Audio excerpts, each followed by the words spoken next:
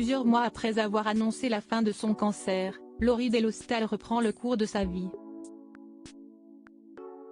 La journaliste vient de publier une photo de ses cheveux et si la situation est loin d'être stable, elle a trouvé la solution à ses problèmes.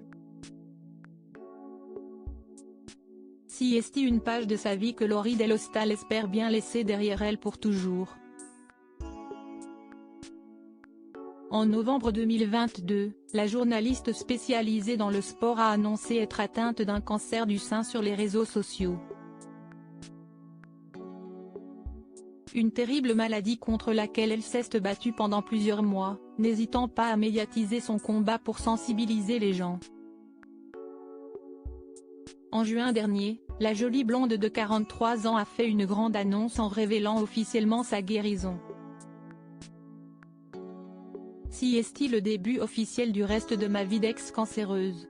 Il faudra encore du temps, beaucoup trop de médocs, mais bordel de nouilles, si est chouette, s'est-elle exclamée. L'un des gros problèmes pour Laurie Delhostal, comme pour beaucoup de personnes obligées de passer par une chimiothérapie, se situe au niveau des cheveux.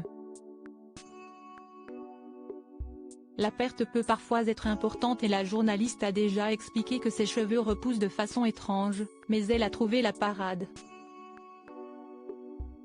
Sur son compte Instagram, où elle est suivie par plus de 22 000 abonnés, elle a publié une story ce jeudi 9 novembre pour parler de ce sujet.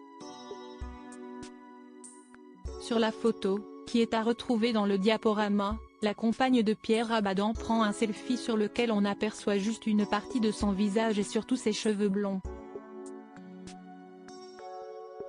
Ma situation capillaire est loin d'être stable, mais je me contente de la mettre dans un bonnet, explique-t-elle.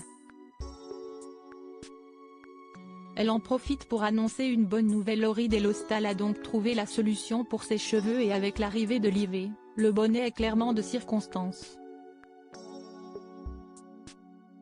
La journaliste, que l'on retrouve régulièrement sur la chaîne L'Équipe, profite également de cette journée pour dévoiler une bonne nouvelle. Aujourd'hui, j'ai aussi, enfin, amené à la pharmacie tous les médicaments qu'il me restait de la période chimio. Je les gardais au cas où, mais ça y est, je suis bien décidée à ne plus jamais prendre du Primperan de ma vie, indique la mère d'une petite fille prénommée Anne-Rose. Une excellente nouvelle pour Laurie Delhostal, qui semble définitivement débarrassée de son cancer.